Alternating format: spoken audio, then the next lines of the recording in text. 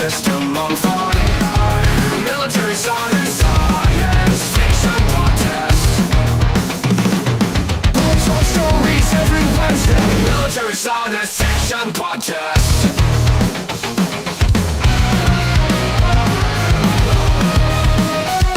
Discussion, interviews, reviews, and rants. Military science fiction podcast. All right. Well, hey, everybody. Welcome to the show. Today we're going a little bit off topic, although I think part of the conversation is that it's actually not that far. We had a viewer question about thrillers, and as we all know, thrillers are near and dear to Josh's heart. I Love like a them. good thrill, love them. I mean, I think there's a lot to learn from thrillers. There's a lot of things that thrillers do really well.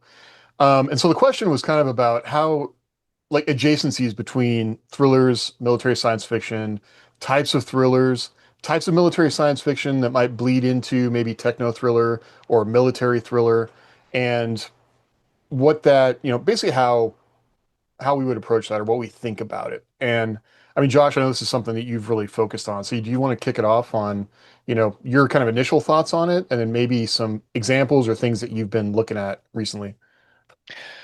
Yeah, well, so right off the bat, I want to say that uh, science fiction in general, but mil sci-fi is something I built my career around in terms of writing.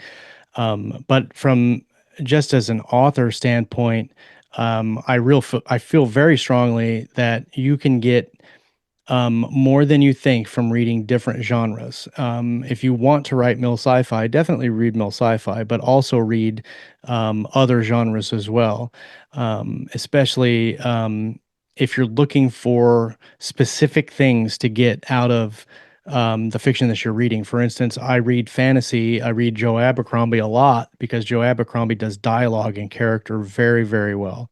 I read Mark Greaney and Don Bentley fiction, thriller fiction, Brian and Andrews, because they do technical thrillers and technical and tactical battle scenes extremely well. They also do politics pretty well too. Well, Brian and Andrews, not so much Greaney. He doesn't veer really into the political realm very often. But the different genres typically will give you something to put in your writer tool chest that you wouldn't necessarily get if you're just reading one genre. If you're just reading mil sci-fi, you're definitely, in my opinion, missing out on uh, things that will make you a much better, well-rounded author in terms of craft. Because military science fiction, a lot of it does a lot of things well, like the sci-fi, technology stuff and space battles and all of that. Because obviously, there's no real point of reference for having any real kind of space battle, except for science fiction movies and TV shows and other books too. But a lot of times, in my opinion, they lack one category out of all of them. For instance, if you did battle scenes very well, maybe the dialogue's not great. Or if you did dialogue really well, the narrative technical structure of the book isn't great. It's good, but it's not great. And so reading those different genres, in my opinion, will make your mil sci-fi a lot better in terms of just the overall storytelling and your writer craft. I There's no secret I've been uh, planning a vacation, if you want to call it that, away from science fiction and mil sci-fi in general to do modern day military spy thrillers. And so for the last couple of years, I have read almost exclusively thrillers, and I've reread Joe Abercrombie's series and stuff too. But my favorite authors right now are Mark Greaney, Don Bentley, Brian and Andrews, and I think it's Brian Wilson and no, it's Brian Andrews and Jeffery Wilson. I think is the writing pair, and they're both vets, and they write the Sons of Valor and Tier One series. They also write some near future, like kind of sci-fi thrillers. One was around, wasn't technically time travel, but it was like time viewing almost, where they could see, uh, a specific amount of time into the future and whatever. But their technical writing is outstanding, and Mark Greaney's technical writing is very good. Also, his thought process in building tension and crafting interesting sequences that pull you through is very good. And so I'm on my third read through, I think, of the Gray Man series. I just started book 3 for the third time, and I've done it both ways. I've listened to them and I've read them on Kindle and Audible. And doing that, I found actually I've picked up a lot different elements of the writing through listening and reading too. But I feel like, and this comes to the point of the question, there are a lot of things that are done extremely well in thrillers that really line up with the mill sci-fi genre in terms of like presenting battle sequences or building tension or crafting if then and or if then but or this happens and it leads to that. They do a lot of that well. And the viewer question specifically was talking about specific plot structures or elements in thrillers that are key to that genre. And when I thought about that, really it's the building of tension and making your character putting your character in situations that get increasingly worse. And I think when I thought about it, that really applies to mill sci-fi too, in terms of like basic story structure. One of the things that I have found in the thriller genre that's not technically compared to mill sci-fi is that most thriller stories are based around the how of how the story is going to happen rather than the why. And what I mean by that is like you can have a plot where you're trying to figure out a mystery, or you're figuring out, why are you attacking this city, and then that the plot twist is on why it's happening. Like maybe there's some conspiracy or some politician did some jacked up thing or something like that. In the Gray Man, there is some why, but it's mostly built around the how. You put your character in this situation and you're like, I know that he's there. I know what he has to do. I think I know how he's going to do it, but how is he going to do it? And that is really interesting to me in terms of structuring your book, because up until a few years ago, I never really thought about the how. Like I come up with some like interesting, cool set piece and what are they going to do? Are they going to fight on a train? Or are they going to, do some zero G fighting and, coming up with that like rule of cool, which I subscribe to. But in thriller, in the books that I've been reading, they present the how, or they present the why you're doing this, so we understand why, and then they tell you the how. But then what inevitably happens is that how changes 3 or 4 times through the book, so that at point one, you're like, how is he going to pull that off? And then when they throw a road bump in, and you're like, oh, I don't think he's going to be able to do this now. How is he going to be able to do this with all of this stuff stacked against him? And then they ramp it up again and again until you're like, there's absolutely no way I can see my way out of this. And then through the story, through the narrative, you figure it out along with the main character, and you see how he's doing it. And that is interesting to me, seeing that interesting logistical problem solving that he's running. And I think that's really like that applies to mill sci-fi. If you're doing a raid on a compound somewhere and it goes wrong, how are they going to solve it? Well, James, you might have a different perspective on this, but typically when I see it is colony raid, it goes wrong, we solve what goes wrong, and then we succeed. And normally that's how the try-fail cycle works. The way that I am approaching it now is you have the raid on the colony, something goes wrong, they try to fix it, something else goes wrong, they try to fix that, something else goes wrong, and by the time you get to the 3rd level, in your mind, there's absolutely no way they're going to be able to pull this off. The example I I thought of when I responded to this guy was he's got to go to a race. He's got to run a marathon to whatever, save his family or something. If he doesn't run the marathon, his family is going to die. So on the way to the marathon, his car has a flat tire, and he gets out to fix the flat tire, and the flat tire, the spare is broken. And so now he's got to figure out how to get to the race. Well, then as he's walking to the race, he gets hit by a car and hurts his ankle. And now he can't run very well. And finally he gets to the race and he still has to run the race. And then in the middle of the race, he gets attacked by zombies. And now he's got to fight off the zombies and still. So like you're continuing, it's almost comical when I say it like that, but you're continually ramping it up. Yeah. You ever heard the song There's a Hole in the Bucket? It's a folk song that is like pretty I don't know, it's been around Oregon a long time, but like there's a hole in the bucket, dear Liza, there's a hole in the bucket. And then basically it's a duet, right? And she just tells him how to fix it, and then he tells her something else is wrong, and it goes back and forth through the whole song until he finally ends back up at because she needs water to wet the stone to get the axe to blah blah blah, cut the straw. Well, there's a hole in the bucket, so I can't get the but Yeah, that's what I'm thinking of as 100%. we're rolling through that. I'm so as we're like I got two things I want to come back to this because I sometimes wonder if thriller as a genre, like it seems like it's very this is one genre that is still very much in the traditional publishing realm, Yeah. and a lot of times you might have a story that they don't really know what else to call it, so they call it thriller because there are people that will Yes. buy thriller. um, Yeah. but I'm thinking about like going back to like reading outside of genre, which for me, it makes me appreciate a great military science fiction more when I read something out of genre. And my wife and I share an Audible account. So, I mean, she really, she's not just in a one slice of things, but I sometimes will read something she read or she was interesting to her. And, it'll be like some kind of, mystery or whatever.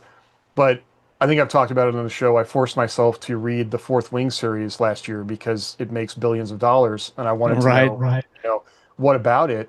And there were even elements of that story that kind of followed the same, pathway of like a MILSF story, where a new character entering a training situation, overcoming obstacles, forming a team, going into, dragon riding, which is basically like training or operating a new weapon system. I mean, there's a whole bunch of other garbage in there that I was skipping past. Like it became a lot of the romance stuff became whole chapters as the series progressed. But a lot of those same elements are pretty common across. Like they just have different trappings on them based on what the what the genre is.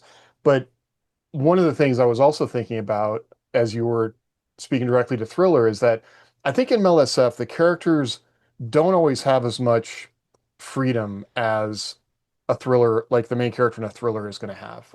Yeah. Yeah. They are constrained by their unit, their rank, the weapon systems they have, and the in a thriller, like I think that's one of the things that they have a lot of freedom to just color outside the lines to solve the problem. And that's part of what I think is fun about that is being able to see how he's going to use a grenade to blow up the building to collapse it on the bad guys, right? Um, whereas in a military science fiction story, maybe I can't do that. So I have to do some other thing depending on other people to make that action happen. And that's one of the challenges I think of doing MIL-SF well is you can't always just pull like a Tarzan and swing out of the situation. You have to be Yeah. in, the rules that you have. So, um,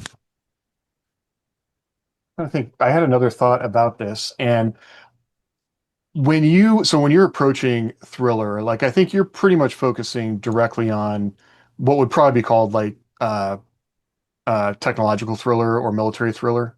Is that safe to It say? yeah, it'd be a oh, I'm getting echo still on your speakers. Oh, now it's gone. Okay. I technical in terms of uh technical tactical approach where it's there and in some of the books there is a very technical where they're using modern day technology to do specific things and they're very technical about that and normally it's technology that does exist and they're very precise in how they present that. One of the crazy things that came up in the Orphan X series by Greg Horowitz that I like is that there is a I can't remember the term, but there's a type of fabric that you can wear that is it defeats facial recognition software on cameras. Oh, yeah. It's adversarial. It's an adversarial pattern, I think, is what he called it in the book. And Yeah. when I looked it up, that's actually a thing. It's been a Like you thing since can World wear War II. this. Yeah. Like Yeah. the ship designs in World War II they used to break up the pattern of a ship. Yes. Yeah. Yeah.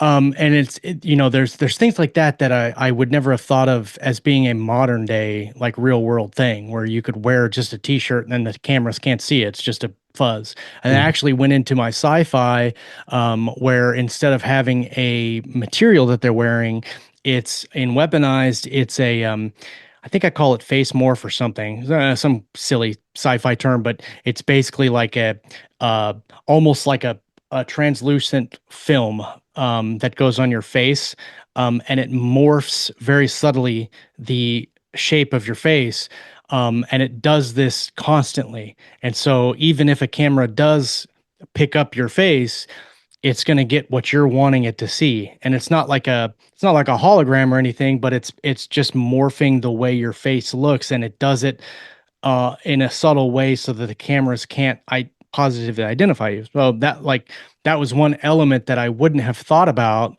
Mhm. if I hadn't read the Orphan X series. Um, and from the technological aspect, there is a lot of um, technology that they use, um, uh, but a lot of it is almost creating unrealistic problems and then forcing someone to use realistic technology to counter it. Mhm. Um, it's not like a techno thriller where it's I think the one book that I read by Brian and Wilson, or Brian and Andrews, what Andrews and Wilson, sorry, that I think would be classified as a sci-fi techno thriller was 4 minutes, whereas that's where they're looking into the future kind of, and that was highly based around technology and a kind of a made up quasi technology there, and that the entire story was built around that. So in that instance, it was really a techno thriller. Um, Well, I mean, what's to uh, stop that from being like from another publisher that's just science fiction, right? well, Or and that's 100%. Yeah, yeah, exactly. Well, like I tried to explain to my wife one time, she's like, "Oh, I hate science fiction." I'm like, "Yeah, but you like watching the Avengers, right. and that's science fiction." And I know Jeff will argue that till he's bloody and in the grave. I mean, that's not science fiction or whatever. But like in a very broad sense, the Avengers, all the Marvel stuff, like Superman, like all that stuff is science fiction, and in a really, really broad sense. Yeah. I mean, yes, it's superheroes and all of that, but you still have science and technology, and it's fiction, and bada Or bing, bada fantasy, I boom. guess, man, Yeah. how we want to argue it. But Well, well, like Star yeah, Wars is space fantasy, right? right. It's still technically science fiction, but it's also space fantasy. I mean, I think that's one of the funny things about the largest grossing movies are pretty much all fantasy or science fiction in one way or another. They just, for whatever reason, 100%. that does not translate to book sales. There's something Yeah, it's about that. you look at I think I can't think of one James Cameron movie that wasn't a sci-fi movie, Mhm. right? And they're all great. I mean, maybe Avatar Titanic, and but you could even oh yeah, Titanic is kind true. of a fantasy. Um, but Yeah, like I yes, yeah. but that's the outlier. Like everything else, like The Abyss, yeah, almost everything. I'm trying to think of another book, another movie that I wasn't mean, he did Aliens, right. the Terminator movies. Terminator. Now we got to look it up. Like, what movies did James Cameron do that What were movies? not Yeah, science fiction? Yeah, I forgot. Actually, it's silly that I forgot about Titanic because my wife loves that movie, and I remember when that movie came out. I bought the gold double VHS version of that movie because it was so long that they had to put it on, and it was the letterboxed version, so you get like all of the I'm looking on this Wikipedia he page did True now. Lies. So True Lies, yeah. yeah, Well, True yeah, I Lies mean had that's some fantasy in it. Like, yeah. there's never a scene where he jumps onto a plane. I'm trying to remember that where he like jumps out of the Yes, at the end he jumps yeah. onto the back of a But Harrier. but I'd say that's pretty firmly, thriller like political thriller, if I remember right. I got Yes. to rewatch that actually. Got to It's add a that one to the list. well, and I guess he did I didn't oh no, that was he wrote. I'm looking let's see. Piranha 2, probably not science fiction. um True Lies, Titanic, all the rest of them are science fiction. Yeah. The Terminator, Aliens, The Abyss, Terminator 2, Strange Days, Solaris, Avatar, Alita. Well, he didn't direct Alita, and the other Avatar movies that are coming. But anyway, yeah, it is crazy that science fiction dominates box office and just crushes it. And you look at like Endgame, you know, $1 billion, and Avatar, $1 billion, and then you look at, you know, in the writing world, and I'm like, oh, you write science fiction? I'm like, yeah, I do. Yeah. Yeah. Which kind of goes back to, okay, so let's thrilling. Like one of the things you were just talking about with the book you just read was that it kept you up until 2 in the morning. And Yes. how was that book structured? Like what was it about it that kept you, that pulled you through it and kept you moving? Like at any point where you were tired and might have been like, okay, time to hang it up, and you didn't, like what was it that kept you going forward? There was two things. One, and primarily, this book was basically a culmination of events that had started, um, I believe, in book 3 or 4, and I can't remember which number of uh, book this is in the series, 8 or 9 maybe. Mm. But so the series Tier 1, it follows a character named John Dempsey, who is actually Jack something else. I can't remember his real name.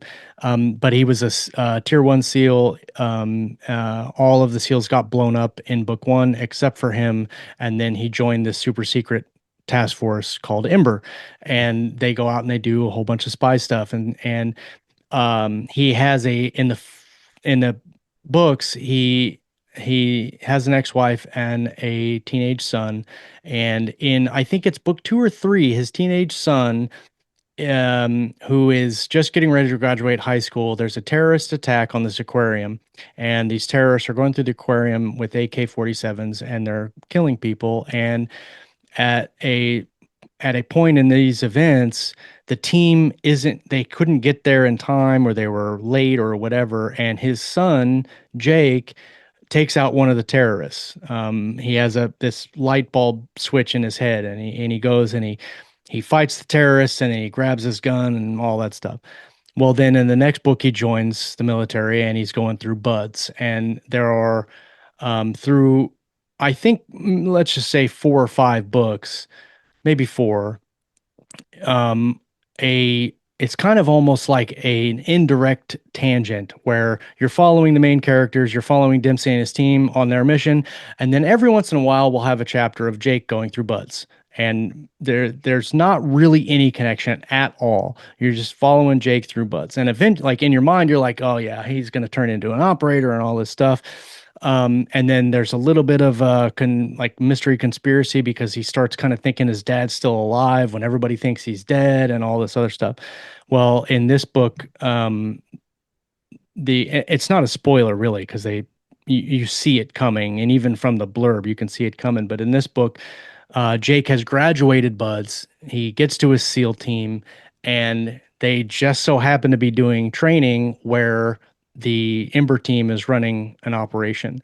And you're like, okay, they're gonna meet. Like there's going to be a point where they meet. And so that first and foremost was the driving factor for me reading all the way through, is Mhm. because you've had all of this build up through the series of watching Jake become a SEAL, knowing the animosity he has towards his father, the mournfulness that his father has for leaving his family behind, and basically faking his death and all of this. And you're like, they're going to meet. What's going to happen when they meet? How is this going to work out? And when they work together on the mission, how is that going to you know manifest itself in the story? And so mostly I was reading for that, just to get to that point where I could see this really cool thing happen.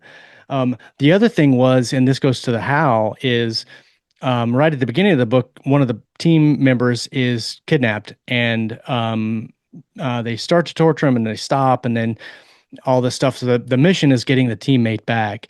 And again, you have this ramping of elements. They find him and they go and get him, and the bad guys get away. And then all this that changes the dynamic of the hostage situation, because at first they just thought he was CIA. Well, now they have these tier one guys coming after him, and these guys are really good. And the terrorists, and this is where it comes to bad guys too, where you don't have dumb terrorists. The terrorists or the bad guys in this book are um, they see the operators coming to rescue them, and they're like, there's no way that super secret tier one operators are going to be coming after a CIA analyst, just some run of the mill guy. There's no way that's happening. This guy knows things. He's attached to a very important thing. We've got to keep him captive. We're going to get the information out of him, and so that ramps up the tension there. But about the 60% mark, it's about midnight. I'm reading, and that's when stuff like they make this plan, and they're like, "Oh yeah, see, Team 4 is in the area. We're gonna team up with them." And you're like, "Oh yes." And so now I was up till 2:30 in the morning. I got up at got out of bed at 1. Normally when I read on my Kindle, I'm in bed, and 1 o'clock in the morning rolled around. I was hungry. I got up, ate a bowl of cereal, like was still reading this book, and Jump back I into get it. back. Oh yeah, I get back in bed, and my wife's like, "What are you doing?" I'm like, "I got to finish this book." And but so to answer your question, the reason it pushed me through is the how. Obviously, how are they going to make this happen? But then two is how and what are these characters going to do when they finally meet up? Because Jake is on the assumption that his dad is dead, and Dempsey is. I've been lying to everyone for years, and so seeing that interaction and then seeing how they end up finishing it. Um, uh, I don't think that I've read a book recently in the last couple of years where I was like locked in as much as I was locked in on this book to read how and why and what was going to happen with the characters. Because you read a book like that and you're like, they're going to get the guy back, like that they're going to do that, but how, that's interesting to me, especially when they start ramping up, everything starts going wrong and all of that. So is one of the things about Thriller, like I'm thinking about, like, so in MILSF, like you could have characters just get killed randomly, or I mean, not the main characters, although it certainly happens with main characters. Like, Sure. are these authors that would do that, or is that even an option in your mind that one of these people is going to die, and that's going to be the resolution? I think with the tier one series in general, I think they haven't killed off. They've killed off some of the main characters, but they're like main secondary characters. They're not like primary. They've injured and gravely injured some. Like they blew up one in this book almost right at the beginning, and I thought for sure that they were going to kill her off, and then ended up not happening. And so I don't know that I read this book with any type of anxiety about them killing off the characters. I just don't think they're going to do that. I don't think Mhm. that would be. I don't know. It could happen in a later book. Um, but it's definitely not like a Game of Thrones George R. R. Martin thing where you're reading and you're like, is this character going to die or not? Because I don't ever go through those books like that. Same thing with The Gray Man or Orphan X. The Gray Man is like James Bond. Mhm. And most of the main characters are the good guys anyway in the James Bond films don't die, mostly. They're usually in some kind of grave danger, but they're not gonna get killed. Um, One of the things I did with Weaponized, specifically in Weaponized, is I created a couple of characters that are main secondary characters, and they're with the characters through the entirety of book one, and then some of book two. And in book two, I made the decision that I was going to kill one of them off, Spoiler alert. and yeah, and I wanted to do it in the how do I say this, the least dramatic way possible, for the most emotional impact possible, if that Mhm. makes sense. Mhm. I didn't want to have them have this heroic moment and they sacrificed themselves for the good of the team. Um, I wanted to have it as just almost like and not quite a random thing because they're in the middle of a fight when it happens. But I both know that, people get shot all the time and die and they weren't expecting it and nobody else was expecting it and they didn't do anything grand. It wasn't Medal of Honor worthy. They didn't charge in or anything like that. They just died. They got killed. But emotionally, it was traumatic for the team, and that's what I wanted to do with this series, with this character. Um, uh, it's tough when you look at killing main characters off in any genre, just because you don't want to piss off your readers. Right. Right. So when it comes to like titled main characters, um, uh, that's really a difficult thing. Especially if you don't take a lot of time. Like in Strikers War, I did that.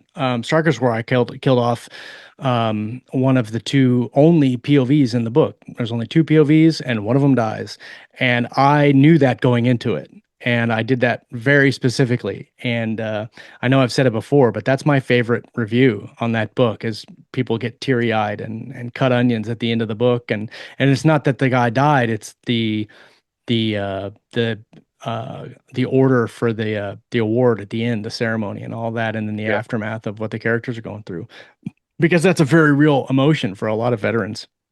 I mean, um I had to do something very similar in the first Sentience Wars series where a very main character dies, but that's pretty much it felt like the thing about it was when I did it, I felt like it was inevitable from the beginning. Like the readers would, yeah, that was a thing. He does a thing that is basically very in line with his character, and it's terrible, but it's what happened from the very beginning, from the very first decision he makes in the series that is what propels it forward, is what kills him in the end.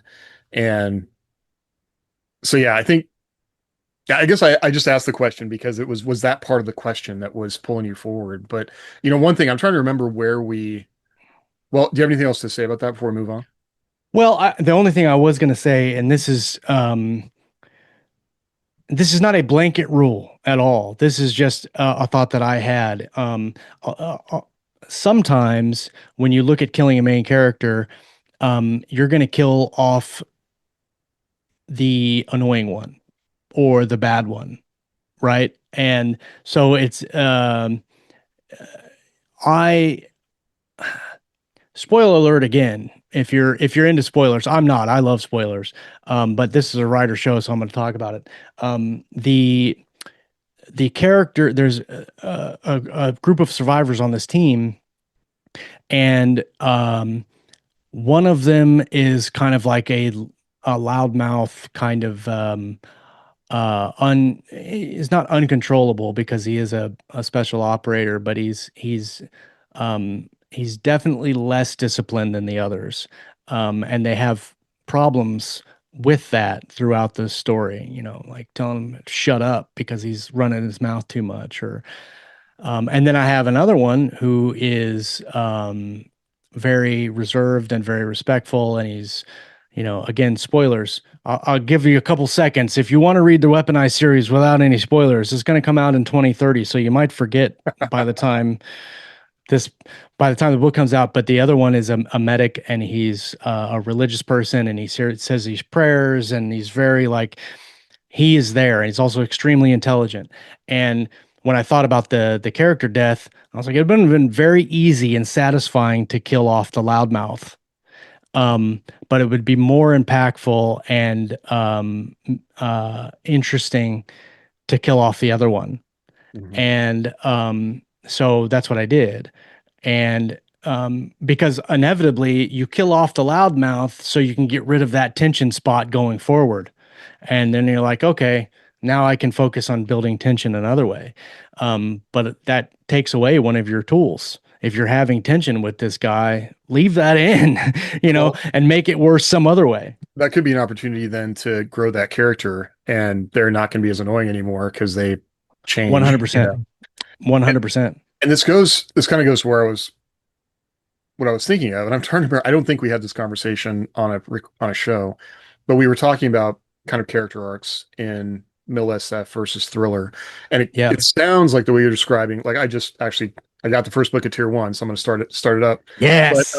it really sounds like they're sort of taking the trope of the operator, which we said, we kind of agreed was pretty flat. Like often, Yeah. and by flat we mean the character typically doesn't change. Like the character is going to have obstacles, they're going to try and solve problems, but at the end of the story, the character is pretty much like they were at the beginning. Whereas in MIL-SF, like typically the characters change throughout the story. They have to overcome obstacles, they lose people, they gain rank, they move to a different location. So it kind of sounds like between the son and the father, they're able to combine those two tropes in a way and Yeah. character growth. Yeah. Yeah, I mean, because you have, the trope of the basic training and Right. and the new guy going through, and then the grizzled operator type, and a lot of times, you're writing a story that focuses on one of those Mhm. things and not both. And in this particular series, they don't really focus on the training that much. Like you go through it with them, and you kind of understand what they go through and the experience and that kind of thing. But the the story is not about that. It's just a part of it. Yeah. And I think um, if you could figure out a way to do that well in mill sci-fi, and because some I don't really like training plot lines, especially like basic plot lines. Uh, Not just on a personal way. That's not something that I enjoy reading Why through. would you ever hate Um, basic training? I mean, what might have yeah, embedded I that in s- your psyche? I still can't eat a meal right. Like I still wolf it down.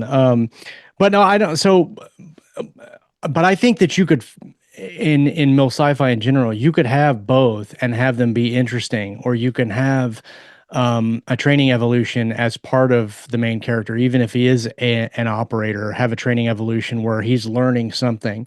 And what I do like in that trope is if in training they have to come up with some weird solution to the problem, and then that problem presents itself in the real world situation, and then that's the callback to the training montage. So it makes the training montage matter more than just showing the training. Mhm. um, and if you're going to do something like that, I always would advise or preach for, if you're having a scene that is a training montage or a relationship montage or something other than the actual plot that you're writing, have that scene have an element in it that affects the plot later. In a training exercise, if they've got to come up with a way to get through a wall, and they come up with some unique way to come get through that wall, have that matter later on in the story where they can use that again and it goes wrong. Right, like, and that's the thing, like combining the thriller, like in a maybe in a general mill sci-fi, you'd have that training montage, they get through the wall, it's a unique way to get through the wall, and then they use that to solve their problem in the story later on. But most of the time that succeeds and they can get through the wall, and that's interesting in and of itself. But if you make it fail and now they've got to come up with a different way to do Right. it, then that's ramping up the tension again. And I think if you can always find a way to ramp that tension, because the reader, if they read that sequence, they're going to be like, oh, yeah, they're going to use that later and it's going to solve all their problems. That's where they're at mentally. This is going to solve their problem. If it doesn't, then now you've put them on their heels going, okay, now what? You And subverted like, expectations there. if you Yeah. get that now what, they're going to keep reading. And that is important to any story in any genre. And that's why I think like there's a lot to be said about using elements from a thriller in your mill sci-fi, because you, ramping that up and compounding the issues like the way that they do specifically in thrillers will make your mill sci-fi a lot more intriguing, and push your I always talk about push your readers through the plot.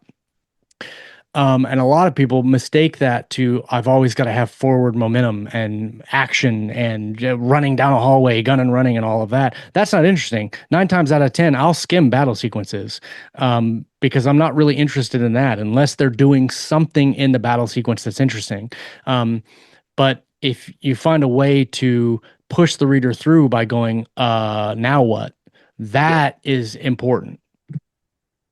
Yeah, I think, speaking of Jack Abercrombie, like that was one of the criticisms of The Devils was that he would have fight scenes and there'd be a lot of dialogue in the fight scene, and it really would just be them quipping at each other. It wouldn't actually Right. propel things forward. And I think, I still love that. I really enjoyed that book, so I don't want to act like nobody should read Oh, it it. was a great book. But Yeah. but that was maybe one, criticism as I think about it.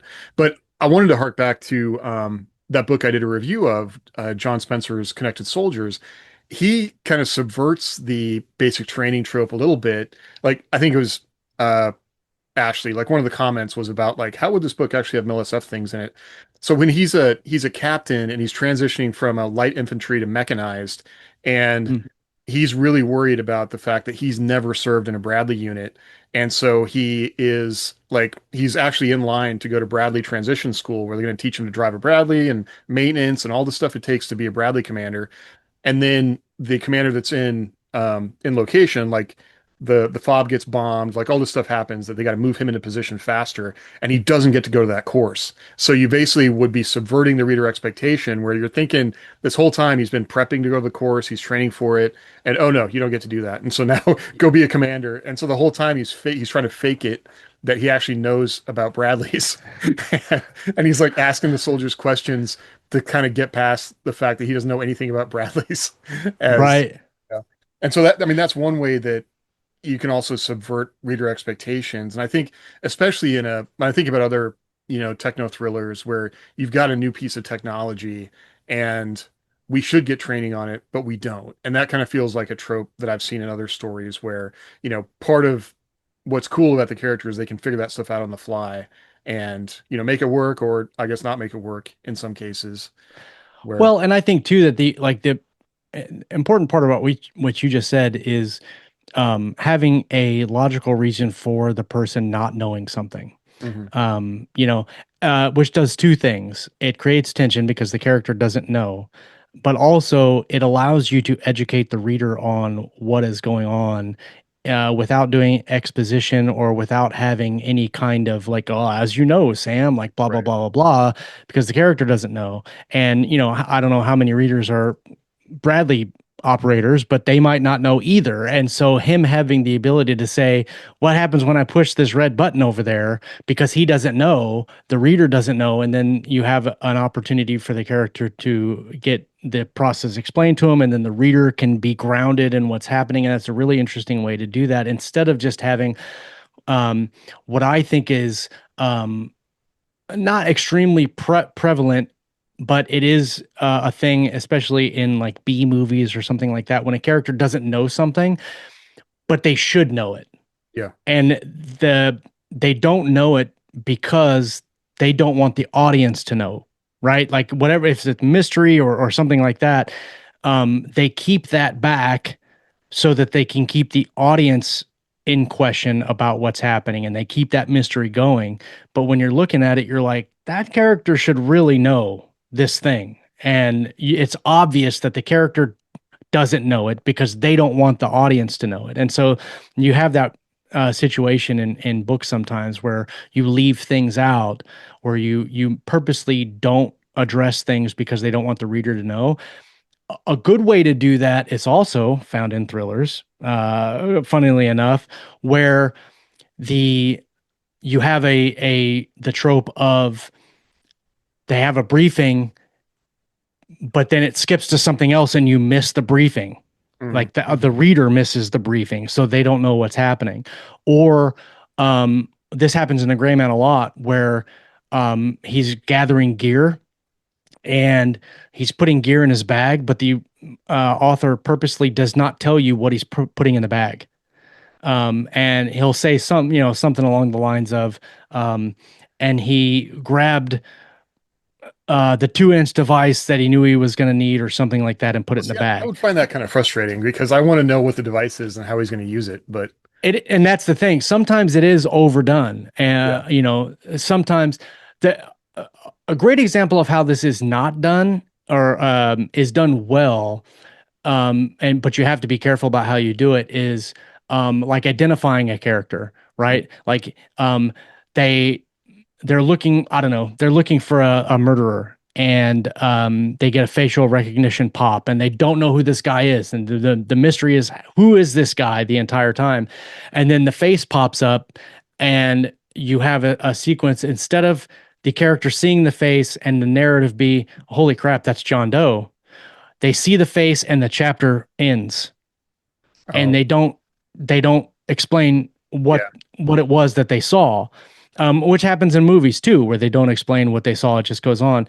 And why I say you have to be careful with that is if that becomes a crutch to your mystery, then your mystery needs work. Or if that becomes a crutch to your story, then your story needs work.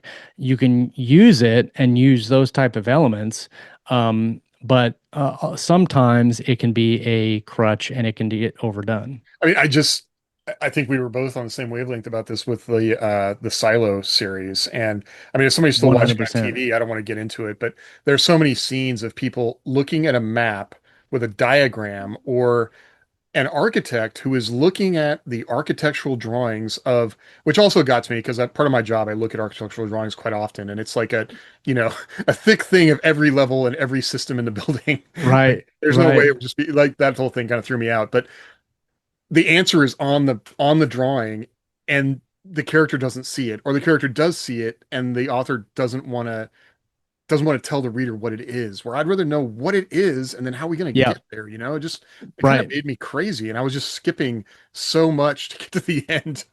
And that's another example of how instead of the why.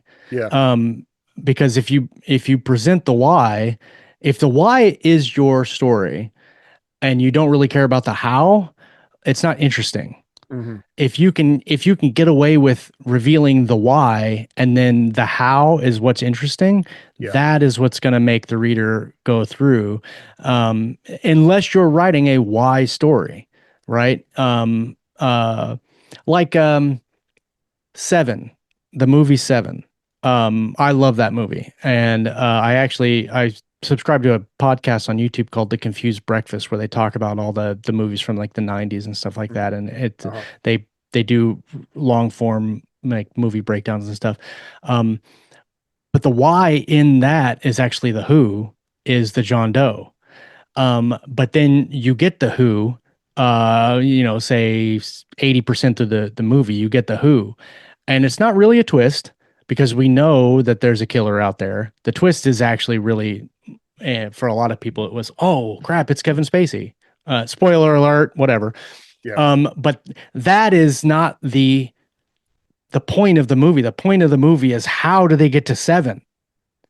And then you get that how at the very end, and it's a twist, and it's the how, and it's the killer succeeded, and you're like blown away because of the how, and that is like super interesting to me because a lot of movies are figured on the why, on the who is actually doing the killings, and then why, and then you catch them, and oh my god, it's a conspiracy, or wow, that's crazy. Um, but a lot of times that's not important to me. Hmm. It's the how, and like how are they going to catch the thriller? Like the killer is the how in that movie is interesting because the process in which they investigate. But if he had not turned himself in, they probably would never have found him. So that the how of the investigation would not have solved it. Hmm.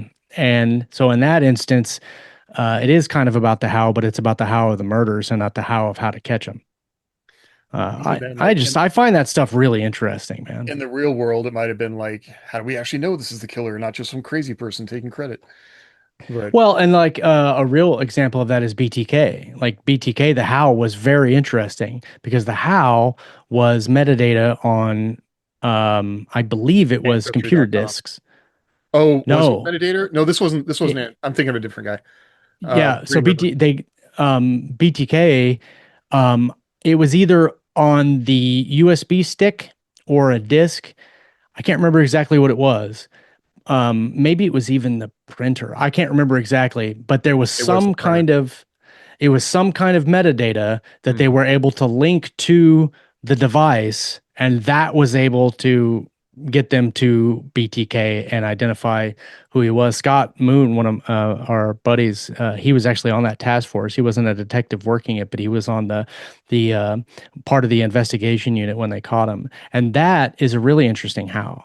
Right, coming up with that thing, like how do the investigators figure that out? Show the intelligence of the investigators and all of that. That you know, and again, that comes to Mill Sci-Fi on if you're like specialized as a Bradley or you're a spec ops guy or you're an infantry guy, how are they going to solve this problem based on their training, Right. right? Like if you have a guy that's a Bradley guy, but then you take his Bradley away, what is he going to do now? Or if he's a spec ops guy and he's in a Bradley, like he doesn't know how to drive a Bradley or anything like that. And so then it becomes a really interesting how instead of he's a Bradley guy in a Bradley blowing stuff up. Like, well, okay, that's interesting, sure, but what happens when you take his Bradley away?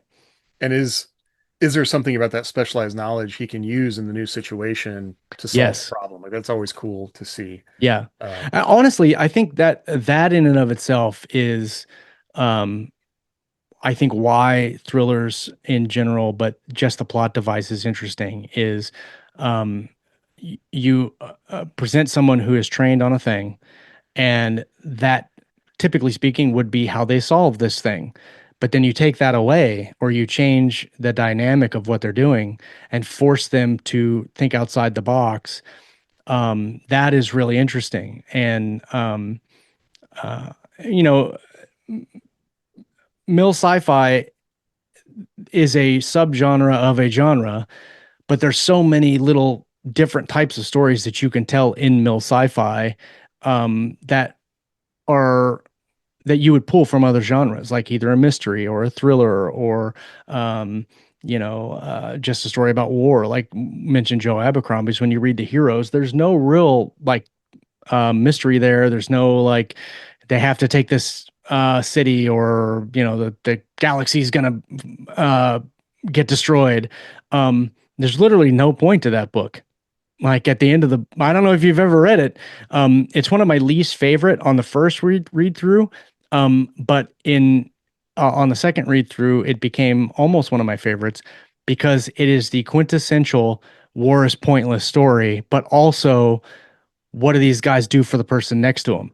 yeah. And that was really interesting. And what was the thing you wanted to say about the assassin rom-com Oh, I deal? just looked it up. Like the whole idea of taking an operator and putting them in a situation where they have to like use their skills and figure something else out is like Gross Point Blank with John Cusack. And did you ever see that Mm, one? He's like an yes, a assassin long and time ago. yeah. And that's like the whole joke of that movie. I love like spy movies where they have to use their brains more than their brawn.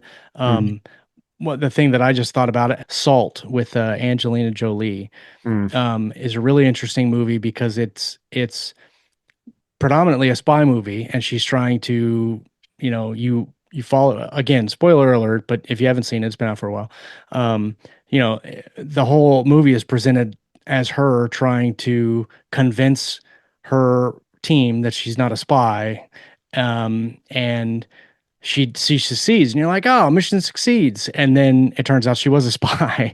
And like that twist is really interesting to me. Um, I can't remember if I saw it coming on first watch. I'm pretty sure I had an inkling about it. But that kind of that stuff or the I don't remember the specifics. But it was a it's called The Double, I think, and it was oh, I can see his face and I can't think of his name. Uh, crap, it'll come to me.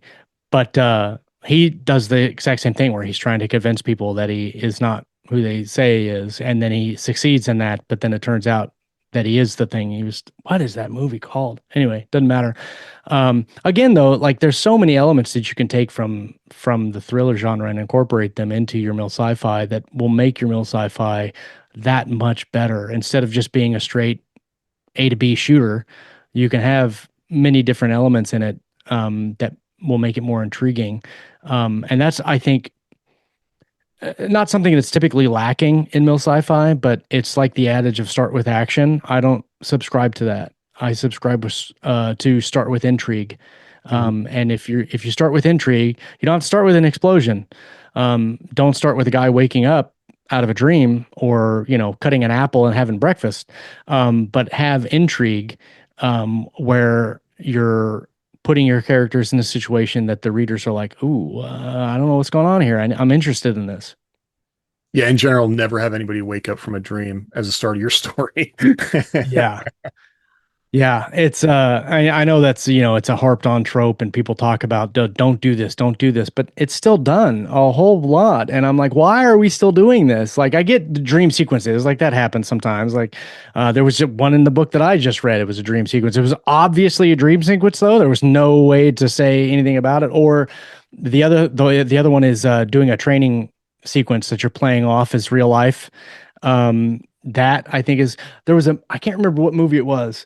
It was a sequel. Oh, it was not White House Down or no, Olympus Has Fallen. It was a sequel to that. And they were doing a training montage where he was like storming a warehouse or something and he's shooting guys and they're falling down and you're like, ooh, what's going on? And then it turns out they were training and you're like, oh, okay. Like, don't do that very often. Like Yeah, make it obvious. Yeah. yeah. It's um for me in general, and I think you subscribe to this as well. If you can do something um, that is building your writer toolbox, you're on the right road, and definitely don't limit yourself to if you want to write mill sci-fi. Definitely read the genre, but also read a whole bunch of other books that you might not technically like. I've never read The Fifth Wing. I'll never probably ever read The I Fifth don't. Wing. I don't think you should. Um, uh, um, but it's like I'm never gonna read 50 Shades of Grey. I already know that story. I don't need to read it. And there's definitely nothing in that book that I'm probably gonna use. But even Game of Thrones has a lot of things that you could take as just as a from a craft centric thing about dialogue or character motivation. The one thing that I love about Abercrombie's books is his juxtaposition between internal monologue and what the characters are actually saying and doing. Like that's interesting. I love that stuff. His plots are not great. There's not a whole lot of meat on the plot bone.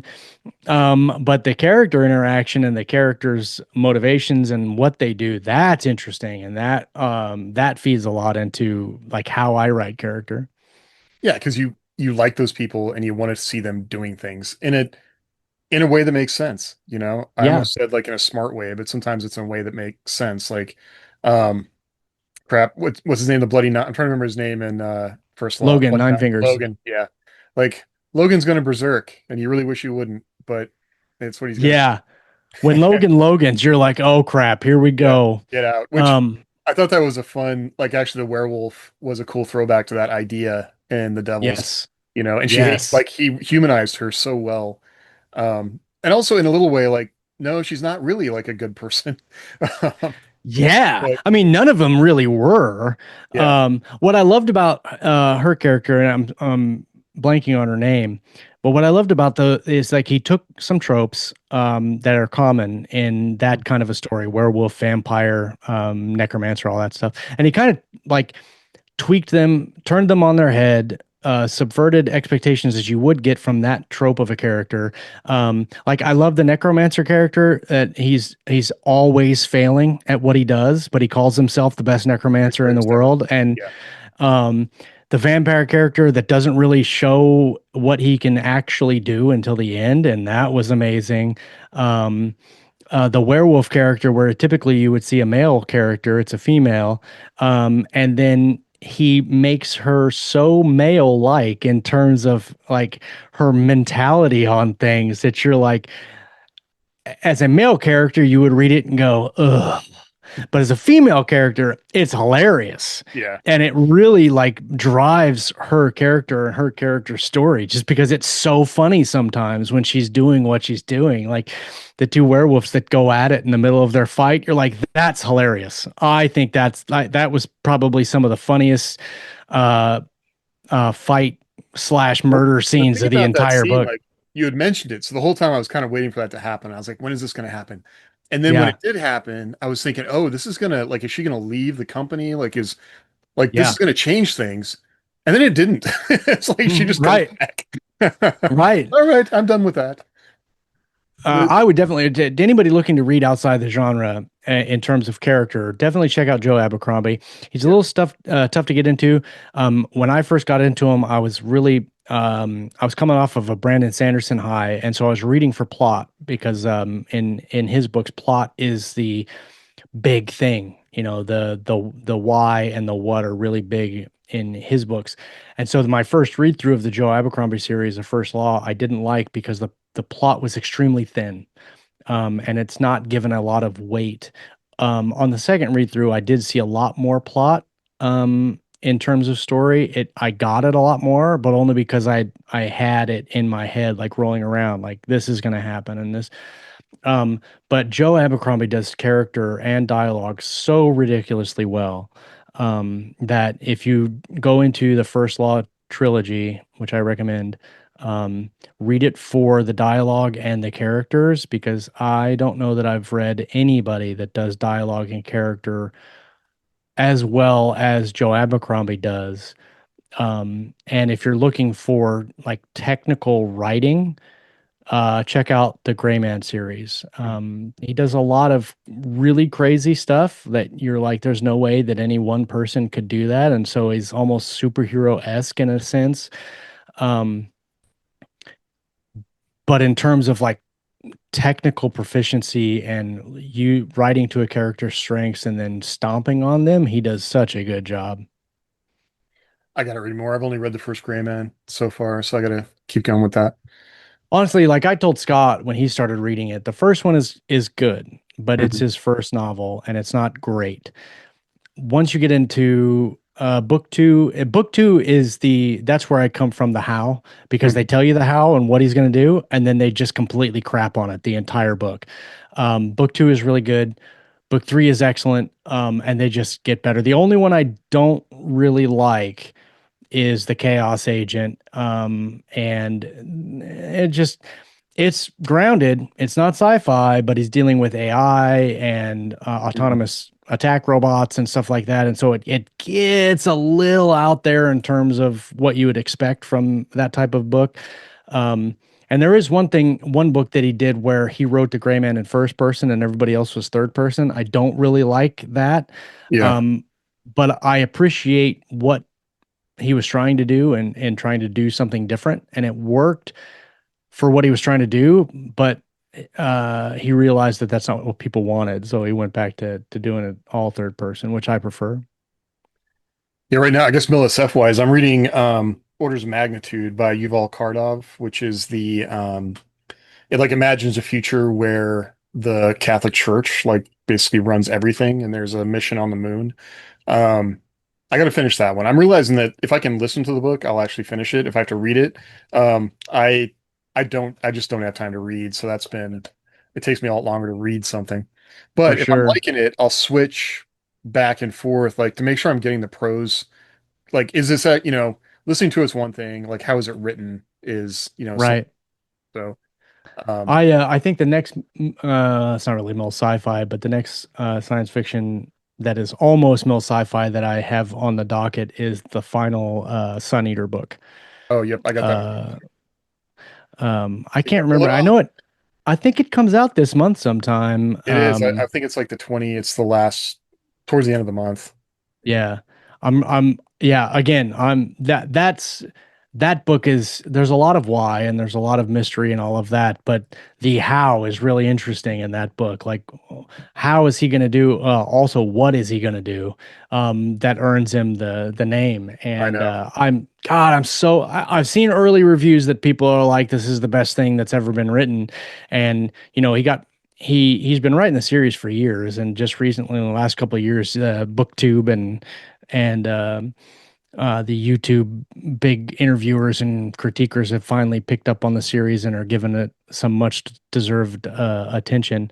And the books themselves are all great. The Howling Dark is probably my favorite of the Yeah, series. I'd say mine too. Yeah, I've been let down so many times that I'm like optimistically pessimistic about the book, I guess. Yeah. Maybe Hoping that it we can should pull do it another. off. We'll do like a sideshow about it once we both read it because I definitely have like I'm a little worried about where it's going to go, and I feel like he's made some decisions that kind of undermine what's happening with the character. But we'll see. I don't know where it's going to go, so we'll find out what's going to happen. Oh, 6 days it comes out. Yeah. Okay. See how fast I can listen to it. But I've got the hardcover coming as well, so I'll follow up on it. Yeah. I don't know if I ever showed you, but I've got the if Did I you get can the diamond finagle it out edition? of my Yeah, I I got the got it too. diamond edition of the first book, and oh my God, this book I is got it too. so beautiful. I'll never read this one. It goes on my shelf I and it know. just sits there, Mine's in but a it is Ziploc bag. beautiful. It's in a Ziploc Yeah. bag. My only frustration is the paper. Like I really judge a book on the quality of its paper, and I feel like they shorted a little bit with that. But it sounds like there were also some printing issues that were happening Yeah. behind the scenes. So, but it's a Yeah. beautiful. He's going to do more editions like that. I think not diamond editions, but other ones. So, Yeah. yeah. Sorry, we're off on a tangent. If you haven't read The Sun Eater, it's not MILSF, but we'll do a It's sideshow. close.